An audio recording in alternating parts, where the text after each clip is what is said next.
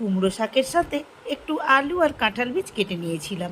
তারপরে দেখো নুন আর হলুদ দিয়ে ভালো করে একটু কষিয়ে নিলাম। আগে থেকে মিক্সিতে একটু সর্ষে আর তিল কাঁচা লঙ্কা সহযোগে বেটে রেখে দিয়েছিলাম। এই যে দেখো কথা বলতে বলতে আমার সবজিটা কষা হয়ে গেছে। এবারে বাটা মশলাটা দিয়ে ভালো করে একটু কষিয়ে নেব। মশলা বাটা বাটিটাতে পরিমাণ মতো জল দিয়ে সবজিটার মধ্যে জলটা ঢেলে দিলাম। তারপরে একটু ঢাকা চাপা দিয়ে সেদ্ধ করতে দিলাম। দেখো আমার সবজিটা সেদ্ধ হয়ে গেছে, কাঁঠাল বীজগুলো সেদ্ধ হয়ে গেছে।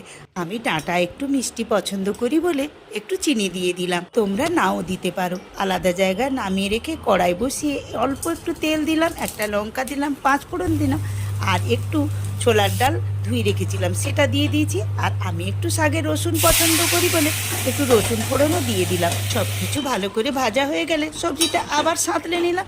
ভাবছো কেমন লাগবে? ট্রাই করেই দেখে নাও।